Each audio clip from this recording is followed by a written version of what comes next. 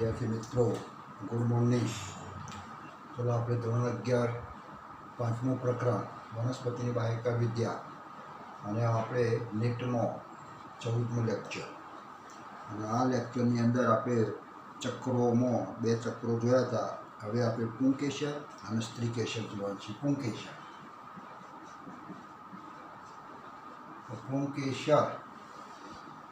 એટલે ફૂલની અંદર આવો ભાગ આ પુંકેસર, જેમાં 3 ભાગો ધરાવે છે। તંતુ, પરાગાશય અને આપણે કહીશું આ યોજી, જો જોડાણ છે તે યોજી। હવે પુંકેસર સાથે તંતુ, જ્યારે પુંકેસરના ખંડ સાથે તંતુનું જોડાણ જે થાય છે એ જુદા જુદા પ્રકારનું જોવા મળે। ખ્યાલ ગયો? તો એવા પુંકેસરનું તંતુ સાથેનું જોડાણ પરાગાશય અને એના ખંડો કહેવાય। આ કયા ખંડ છે? પરાગાશયના ખંડ। તો એ પરાગાશયના ખંડનું તંતુ, આ તંતુ જે કહીશું આ તંતુ એની સાથેનું તંતુ સાથે જોડાણ કેવી રીતના જોડાયેલા છે? વનસ્પતિની અંદર આ બંને જોડાવાની રીત અલગ અલગ છે અને એના પણ 4 પ્રકારો છે। પરાગાશયના જોડાણના 4 પ્રકાર પડે, 4 પ્રકાર થયું। અને 4 પ્રકારોની અંદર કયા? તો એક તો આપણે કહીશું સંલગ્ન, એવું કહીશું સંલગ્ન। બીજો પ્રકાર આપણે કેવો કહીશું? તો એને આપણે કહીશું તલબદ્ધ,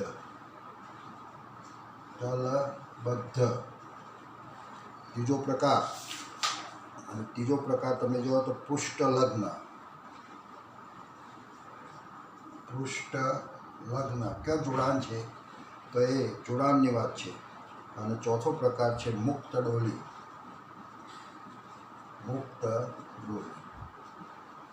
ચલો એમાં સંલગ્ન કોને કહેવાય? તો સૌથી પહેલો પ્રકાર સંલગ્ન, એટલે આ પ્રકારનું જે દોરું આ પુંકેસર તંતુ અને તંતુ છેક સુધી હોય, આટલા સુધી, આટલા અને અહીંયા જોડાણ હોય, આ સંલગ્ન। પરાગાશયના 2 ખંડોથી તંતુ ચાલુ થઈ અને આ રીતે જોડાણ થયું, તો આવા જોડાણને આપણે કહીએ સંલગ્ન। આ કયું જોડાણ છે? સંલગ્ન, સંલગ્ન જોડાણ છે। ચલાવી ગયો? એટલે એને આપણે કહીશું સંલગ્ન। છેક નીચે પરાગાશયના બંને ખંડો પરાગાશયના તલસ્થ ભાગથી અગ્રભાગ સુધી આવેલું હોય। આ તંતુ તમે જો તો અહીંથી તેથી આટલા સુધી આવી ગયા છે, અગ્રભાગથી તલસ્થ ભાગ સુધી આખો તોતરો જ છે, 2 બાજુ ખંડો ગોઠવાયેલા છે, જેને કહી સંલગ્ન। એમાં ચંપો, મેગ્નોલિયા અને કમળની અંદર આવું જોવા મળે। આ કેમાં જોવા મળે? કમળ અને ચંપો, બંનેની અંદર તમે જુઓ તો આ પ્રમાણે જોવા સંલગ્ન, ધ્યાન આપજો સંલગ્ન। ચલો તલબદ્ધ કોને કહીશું? તો તલસ્થ ભાગ વડે પરાગાશય સાથે જોડાયેલું હોય, તે સૌથી સામાન્ય પ્રકાર છે। ચાલો ધતુરો, મૂળો, રાઈ આ બધાની અંદર, એટલે આની અંદર કેવું હોય? તો પુંકેસર તંતુ તોતણો જે છે ને, આ તોતણાનો આ છેડો જે જોવા મળે છે અહીંયા સીધો પરાગાશય જોડાયેલું હોય છે, વચ્ચે તોતણું જોવા મળે નહીં, તલસ્થ તળિયેથી જોડાયેલું હોય અને અહીંયા 4 ખંડનું પ્રિય હોય। અહીંયા વચ્ચે તમે તો તંતુ છે, અહીંયા વચ્ચે તંતુ નથી, એટલે આ જાતનું જોડાણ એટલે શું કહેવાય? તલસ્થ। પુંકેસર તંતુ તળિયે જોડાયેલો છે, પુંકેસર તંતુ પરાગાશયની છેક આગળથી કે પાછળ સુધી જોડાયેલો છે। કહ્યું? તો એવો તો આ બધું તંતુ એ ધતુરાની અંદર, રાઈ, ધતુરો, રાઈ આની અંદર આ જાતનું જોડાણ જોવા મળે, તલબદ્ધ અને મૂળો। ચલો પૃષ્ઠડોલી કોને કહીશું?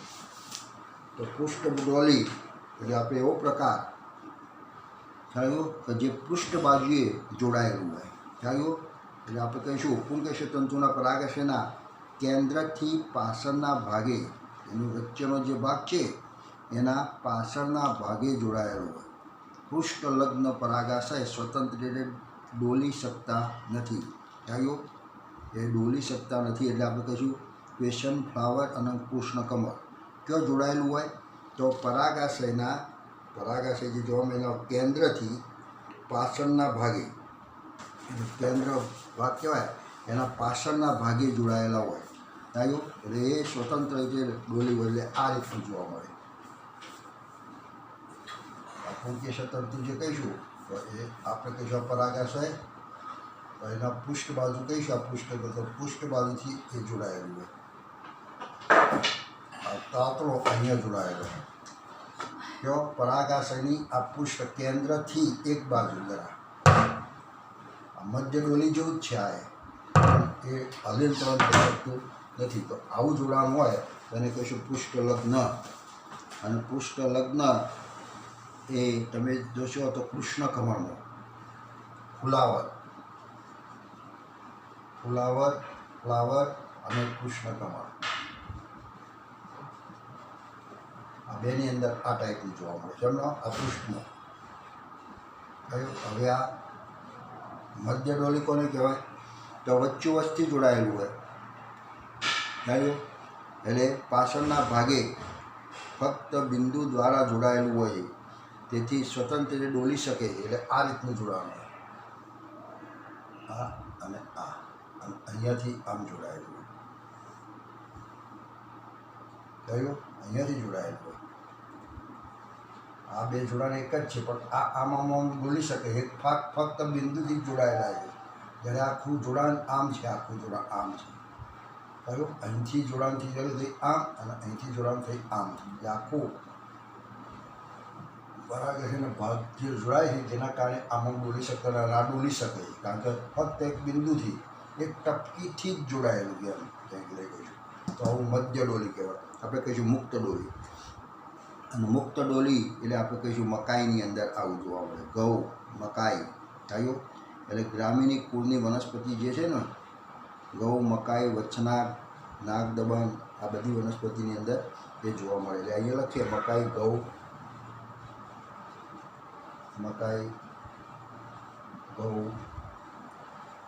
ઘાસ વચનાગ એ આપણે કહીશું કંકાસણી અને નામ બીજું જે છે કંકાસણી વગેરેની અંદર આ બધું જોવા મળે. તો આપણે આ બધા પ્રકારો શું કીધા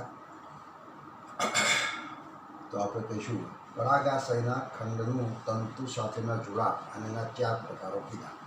સંલગ્ન, તલસ્તબદ્ધ અને તલસ્ત અથવા કહીશું તલબદ્ધ, પૃષ્ઠલગ્ન અને મધ્ય ડોલી.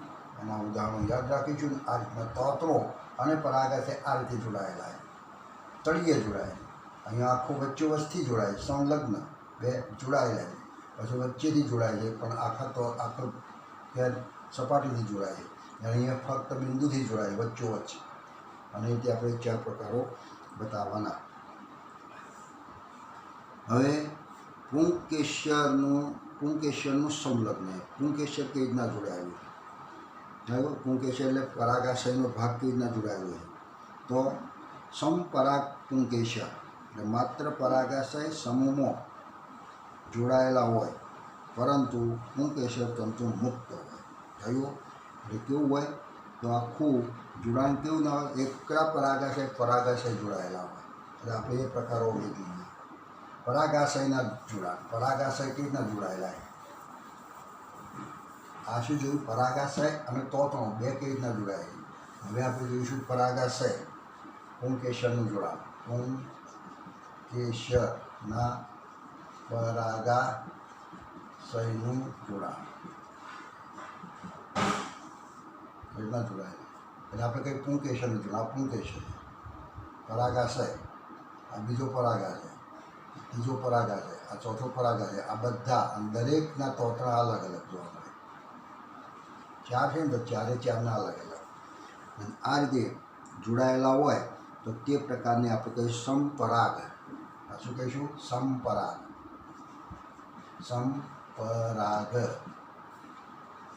સમપરાગ પુંકેસર. કેટલીક વખત પુંકેસરો બધા આ પુંકેસર પરાગાશય બધા એકબીજા સાથે આમ જોડી જાય અને જોડાઈ અને દરેકનો તોતણો અલગ અલગ. પુંકેસર જોડાઈ જાય. હવે પુંકેસર ઘણા બધા પોચ હોય ને, તો પોચમાં એ પોચ જોડાઈ ગયા છે. 1 2 3 4 બધા પુંકેસર જોડાઈ ગયા છે. દરેકના તોતણા મુક્ત છે. તોતણા દરેકના જુદા જુદા હોય. કહ્યું તો એને આપણે કહીશું સમપરાગ પુંકેસર. અને આવું સમપરાગ પુંકેસર એ સૂર્યમુખીના બિંબ પુષ્પકોની અંદર, સૂર્યમુખી છે એના બિંબ પુષ્પકો એટલે આપણે કહીશું બિંબની વચ્ચોવચ્ચ આવેલા જે કહીશું. પછી ગુલદાઉદી અને કોમ્પોઝિટી કુળની વનસ્પતિની અંદર જોવા આપણે એક લખો સૂર્યમુખી. આ પહેલો પ્રકાર કહ્યું પુંકેસરનો. ચલો હવે યુક્ત પુંકેસર, બીજો પ્રકાર આપણે કહીશું યુક્ત પુંકેસર. આ કયા પ્રકારના? તો યુક્ત પુંકેસર એટલે ક્યારેક તમે જુઓ તો પુંકેસર તંતુ અને પરાગાશય સંપૂર્ણ જોડાયેલા હોય. હેલો, પુંકેસર તંતુ અને પરાગાશય જે કહીશું ને, પુંકેસર તંતુ અને પરાગાશય એ કમ્પ્લેટલી જોડાઈ ગયેલા હોય. થયું? આ બંને વચ્ચે સંપૂર્ણ જોડાણ જોવા મળે. તોતણું 2, અહીંયા તોતણું 2 જુદા જુદા છે. એટલે આની અંદર પરાગાશય અને આ તંતુ 2 જોડાયેલા હોય. એટલે આવું પરાગાશય છે અને તોતણું, આવું પરાગાશય છે અને એનો તોતણું, આવું પરાગાશય છે અને એનો તોતણું, અને આ રીતે જોડાયેલા. અને બધા તોતણા તમે જો તો બધા તોતણા પછી અહીંયા ભેગા થઈ અને એક તોતણું બની જાય. અહીંયા તોતણા મુક્ત, જ્યારે અહીંયા તોતણા યુક્ત. આ બધા પરાગાશય ભેગા થઈ ગયા છે અને બધા જવાના કારણે અહીંયા જો તો તોતણો એક જ જોવા મળે. આવો એક જ તોતણો જોવા મળે. એટલે પુંકેસર બધા ભેગા છે. પુંકેસર તંતુ પરાગાશય બધા જોડાઈ ગયા અને આ બધું જોડાઈ ગયું. આ એ જોડાઈ ગયું છે, આ એ જોડાઈ ગયા, આ એ જોડાઈ ગયું છે, આમાં શું છે? આ જોડાઈ ગયું છે પણ તોતણા જુદા જુદા છે. જ્યારે આની અંદર આ એ જોડાણ છે, આ એ જોડાણ છે, કે જેના કારણે પુંકેસર આપણે એક જ લાગે અને તોતણો પણ એક જ લાગે. અને આ રીતનું જોડાણ હોય તો એને કહીશું યુક્ત પુંકેસર. અને યુક્ત પુંકેસર એટલે આપણે કહીશું ગિલોડીની અંદર આવું જોવા મળે. અને કુકરબિયેસી એ કુળની અંદર, એટલે ગિલોડી પુષ્પો તમે જુઓ તો એની અંદર આવું જોવા મળે. અને આપણે કહીશું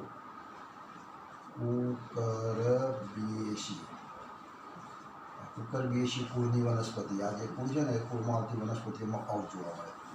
તો 2 પ્રકારના આપણે કહીશું આ પ્રકારો.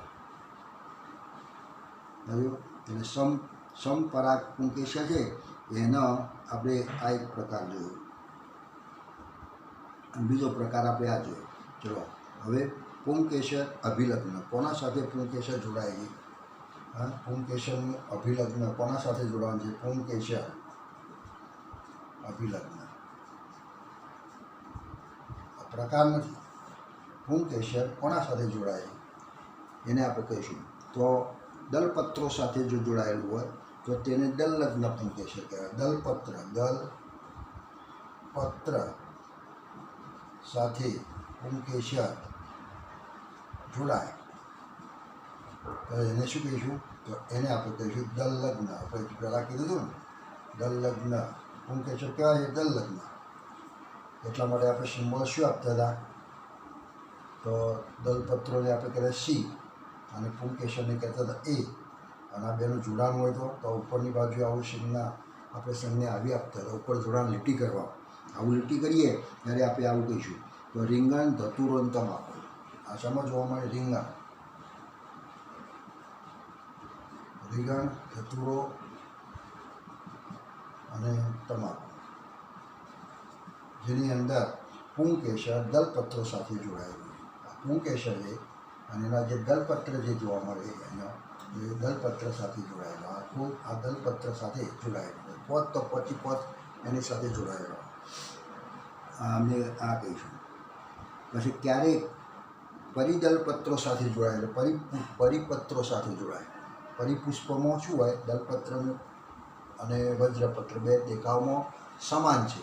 હવે એ બંને સાથે જોડાયેલું હોય, દલપત્ર સાથે એટલે પરિપત્રો, પરિપુષ્પ પત્ર સાથે જોડાય પુંકેશર, તો તેને શું કહીશું? બધા આપણે કહીશું, એને કહીશું પરિપુષ્પબદ્ધ પુંકેશર. પરિપુષ્પ સાથે જોડાણ છે, પરિપુષ્પ સંલગ્ન એમ કહીશું. પરિપુષ્પબદ્ધ અથવા આપણે કહીશું પરિપુષ્પ લગ્ન, એને કહીશું પરિપુષ્પ લગ્ન છે. પુંકેશર કેવું કહીશું? પરિપુષ્પ લગ્ન, એના સાથે જોડાયેલું. ડુંગળી અને લીલી, આ શેમાં? ડુંગળીમાં અને લીલી વનસ્પતિ. ચલો, ક્યારેક પુંકેશર સ્ત્રીકેશર સાથે જોડાયેલું હોય તો તેને જાયંગી પુંકેશર કહે છે. એને શું કહીશું? આ આપણે કહીએ પુંકેશર જે જોવા મળે, પુંકેશર સ્ત્રીકેશર સાથે જોડાય, સ્ત્રીકેશર સાથે જોડાય. તો એને શું કહીશું? તો પુંકેશર જાયંગી એટલે સ્ત્રીકેશર. પુંકેશર અને સ્ત્રીકેશરનું જોડાણ, આને પુંકેશર કહીશું. એવું પુંકેશર કહેવાય. તો પુજાયંગી પુંકેશર એટલે સ્ત્રીકેશર સાથે જોડાયેલા છે. એમાં આંકડાની અંદર આ કહીશું આંકડો આવા જોવા મળે. સ્ત્રીકેશર સાથે પુંકેશર જોડાયેલું, સ્ત્રીકેશર સાથે પુંકેશર જોડાયેલું છે, એટલા માટે પુજાયંગી તરીકે ઓળખવામાં આવે. હવે પુંકેશરની લંબાઈ, પુંકેશર જે જોવા મળે એની લંબાઈના આધારે, પુંકેશરની લંબાઈ કેવી લંબાઈ છે? તો બે આપણે પ્રકારો એના પણ જોઈશું લંબાઈની અંદર. તો દ્વિદીર્ઘી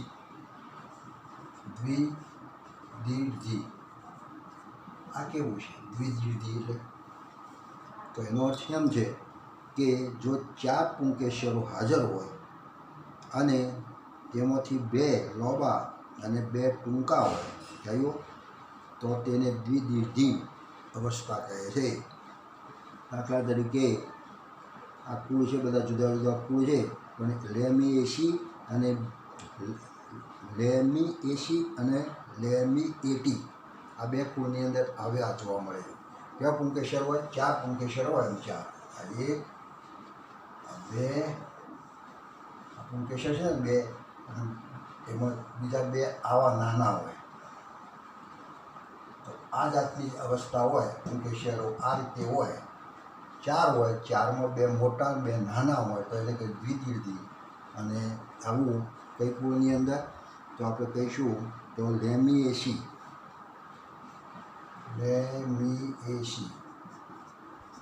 એક આ કુળ, અને બીજું એક કુળ કહીશું અને લેબિએટી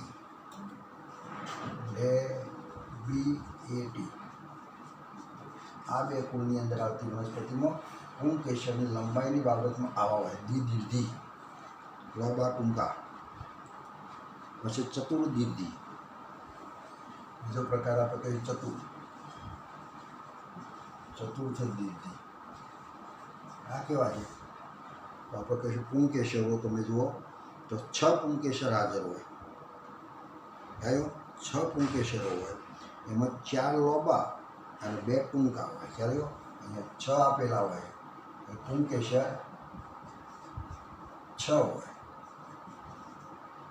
એમાં તમે જુઓ તો આ 1, આ 2, આ 3, આ 4, એટલે 4 લોબા અને 2 એવા હોય, 1 અને 2 કેવા હોય? ટૂંકા. આ ચતુર્થ એટલે આ શબ્દ શેના ઉપર છે? દ્વિદીર્ઘી એટલે 2 લોબા, ચતુર્દીર્ઘી એટલે 4 લોબા, થયું? અને 2 ટૂંકા. ટૂંકા તો હાથે ખરા, તો આ પ્રકારને આ કહીશું આપણે ચતુર્દીર્ઘી અને દ્વિદીર્ઘી. તો ચતુર્દીર્ઘી એ કૃષિ ફેરીની અંદર શેમાં જોવા મળે? કૃષિ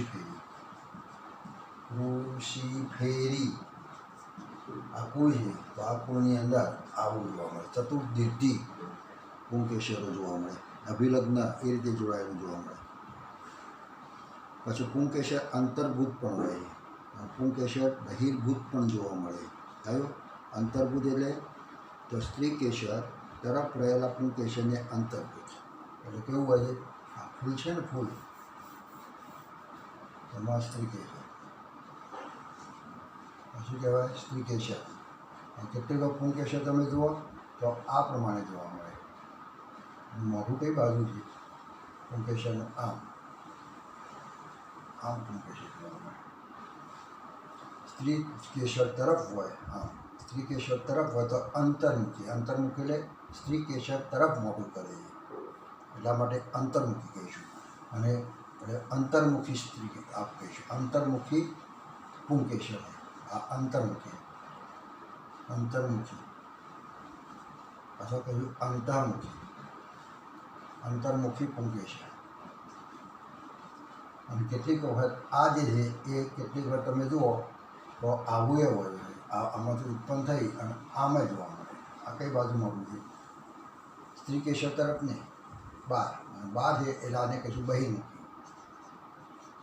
બહિર્મુખી પુંકેશર. પુંકેશર સ્ત્રી કેશર તરફ હોય એના તરફ મોઢું હોય તો અંતર્મુખી. અને બહાર મોઢું રાખે કહીએ તો એને કહીશું બહિર્મુખી. એમાંય નામ આપણે અહીંયા આપીશું. તો આટલી વાત આપણે એની અંદર બતાવીશું. હા, ચલો સ્ત્રી કેશરમાં તો સ્ત્રી કેશરની અંદર તમે જોશો તો યુક્ત સ્ત્રી કેસરી સ્ત્રી કેશર ચક્ર કે કયું હોય બોલો? યુક્ત દ્વિસ્ત્રી કેસરી.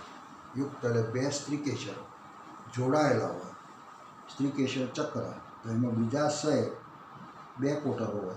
હા, બીજાશયમાં કોટર કેટલા હોય? બે સ્ત્રી કેશર એટલે બે કોટરો હોય. અને એમાં ધતુરો કહીશું. તો યુક્ત ત્રિકેસરી સ્ત્રી કેશર ચક્ર તો બીજાશયમાં કોટરો 3 હોય એવું પ્રિન્ક્રેશિયમ. અને યુક્ત પંચ સ્ત્રી કેશર ચક્ર તો બીજાશય 5 કોટરો હોય એમાં જાસૂદની ભૂંડો. એટલે આટલી જરા ધ્યાન રાખવાનું છે આપણે. હાલો, પરીક્ષાની અંદર આવે ત્રિકેસરી, પછી દ્વિકેસરી, સ્ત્રી કેશર.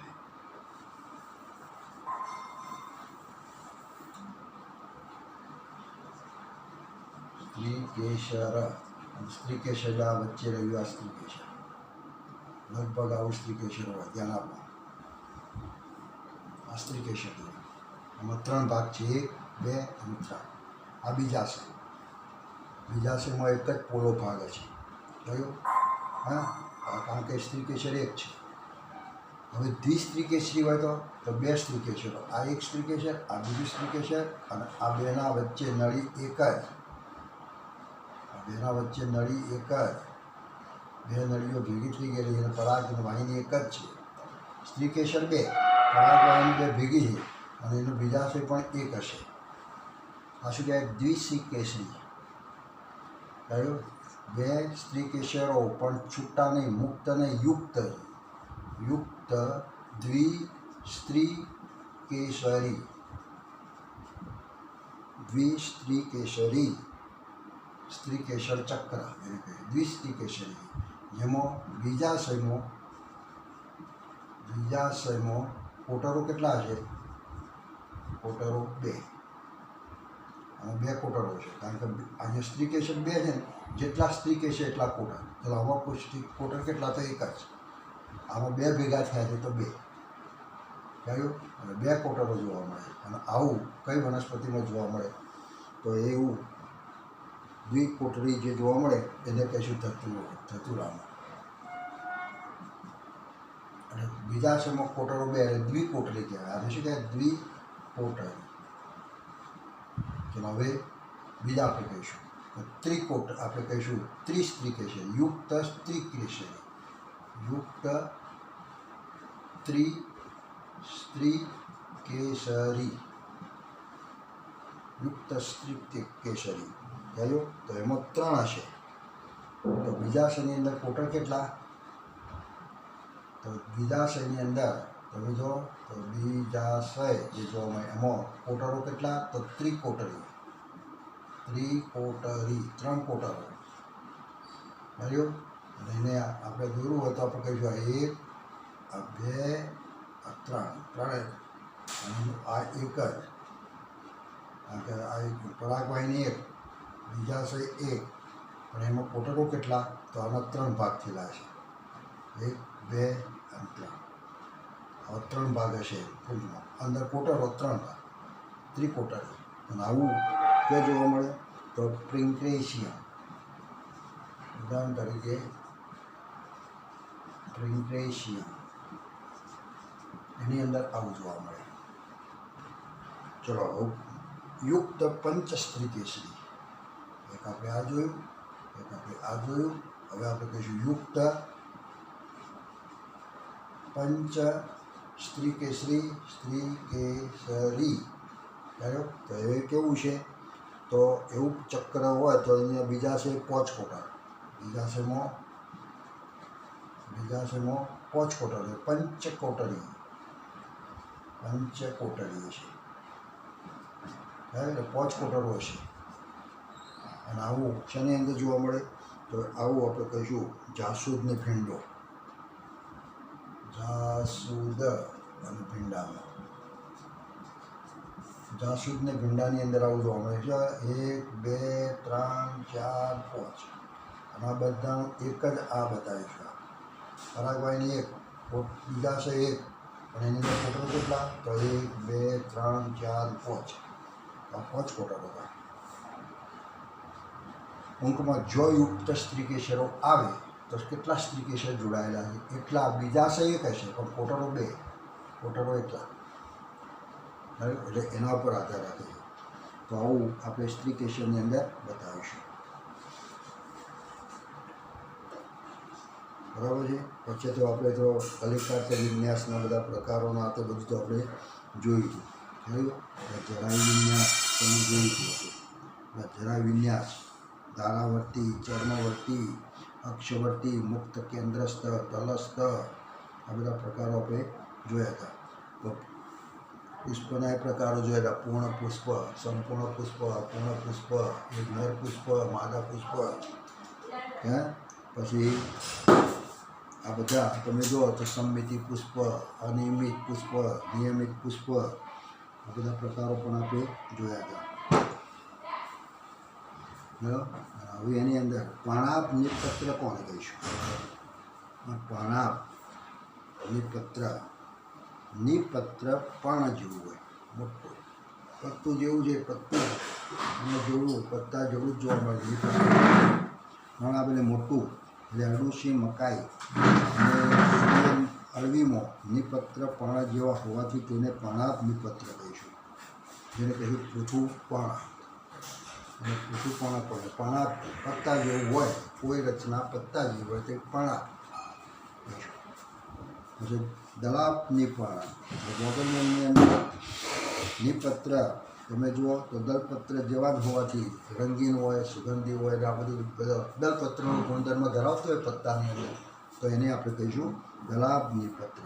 એટલે 2 તું યાદ રાખજો: પણાપની પત્ર, પણાભની પત્ર. નિપત્ર એટલે આપણે ખ્યાલ છે ને, આના ઉત્પત્તિ અને અહીંયા પુષ્પ ઉત્પન્ન છે. પુષ્પ આ પત્તું જે કહ્યું નિપત્ર કોના જેવું છે? તો બીજા પત્તા જેવું જ છે. વનસ્પતિમાં જે કંઈ બીજા પત્તા આવેલા છે એ પત્તા જેવું જ જોવા મળે. પણ આ જે છે જેને કહીશું આ આખી રચના, અને એમાં જ અહીંયાથી ફૂલ ઉત્પન્ન થયેલું હોય. અને આ ભાગ તમે જુઓ તો પત્તા કરતો જુદો કેવો હોય? રંગવાળો ભાગ હોય. આ રંગીન પત્તું હોય, આ લીલા રંગનું પત્તું હોય, આ રંગીન હોય. અને કોના સાથે કેવો રંગ હોય? તો ફૂલમાં જે દલપત્રો છે ને, દલપત્ર જેવો રંગ હોય, દલપત્રો જેવો રંગ. તો આ કહીશું તો એને કહીશું દલાપ નિપત્ર. એને શું કહીશું? દલાભ નિપત્ર. આ ધલાપની પત્રહી અને આ પણાપની પત્રહી. પણાપની પત્રહી, પણાપની પત્ર એટલે પત્તા જીવ અને ધલાપની પત્ર એટલે દલપત્ર જીવ. આ શું કહ્યું? દલપત્ર જીવ. આ દલપત્ર જીવ રંગીન હોય, દલપત્ર જેવું જોવા મળે.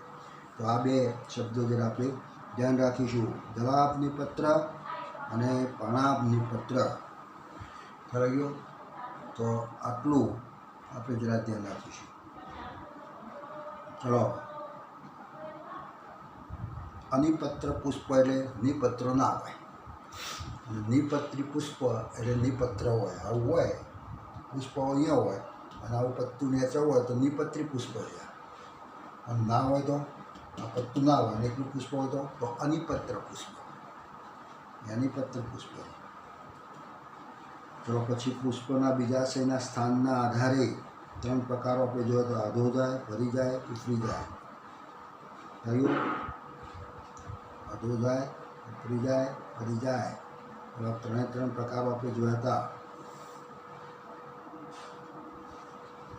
ફળ, તો ફળના પ્રકારો આપણે જોવાના છે બધા. ફળ તમે જો એક જ પુષ્પોમાંથી ઉત્પન્ન થયેલું હોય, ઘણા પુષ્પોમાંથી ઉત્પન્ન થયેલું હોય. થયું? એક સ્ત્રી કેસરી પુષ્પ, બહુ સ્ત્રી કેસરી પુષ્પ. આપણે પુષ્પનું જે જોયું ને એની અંદર આપણે આ ભાગ જોઈ લીધો હતો. કહ્યું? એક પુષ્પમાંથી ઘણા પુષ્પોમાંથી ઉત્પન્ન થતું હોય એક પુષ્પ, અનેક પુષ્પો. હવે એક પુષ્પોમાંથી પણ આપણે ભાગ પાડીને આખું કોઠું મેં તમને એ તો અમે આપ્યું હતું, એટલે અત્યારે આમાં એ કંઈ લેવાની જરૂર નથી. ચલો, સત્યફળ કોને કહેવાય? સત્યફળ. તો સત્યફળ કે જે માત્ર બીજાશયમાંથી ફળ બનતું હોય. કયો? બીજાશય ફલન પછી બીજાશય વિકાસ પામી ફળમાં રૂપાંતર પામી જતું હોય, ફળ બની જતું હોય તો આ સાચું ફળ દઈશું.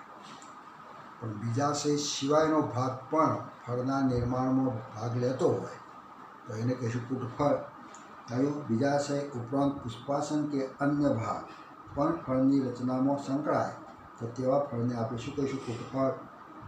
જેને કહીશું ફ્લેશ ફ્રૂટ. અને ખોટું ફળ કહીશું આપણે સફરજનમાં. તમે જો પુષ્પાસન, સફરજન જે બનેલું છે ને તો એમાં પુષ્પાસનમાંથી ફળ બનેલું. અને કાજુની અંદર તમે જો પુષ્પ અક્ષ, પુષ્પનો જે ફૂલ ચોટેલો હોય તો અક્ષ જે કહેવાય એમાંથી કાજુ બનેલું. પુષ્પ અક્ષ. પુષ્પ અક્ષ, પુષ્પદંડ જેને કહીશું. તો એ પુષ્પદંડમાંથી આખું ફળ બનેલું. આ બે ફળો એ આપણે કહીશું ખોટો ફળ કહીશું. એટલે સત્યફળ અને કૂટફળ આ બે શબ્દો પણ જરા ધ્યાન રાખજો. સત્યફળ અને બીજું આપણે કહીએ કૂટફળ. સત્યફળ અને કૂટફળ. તો આપણે અહીંયા આટલા સુધી રાખીએ છીએ. ભાઈઓ,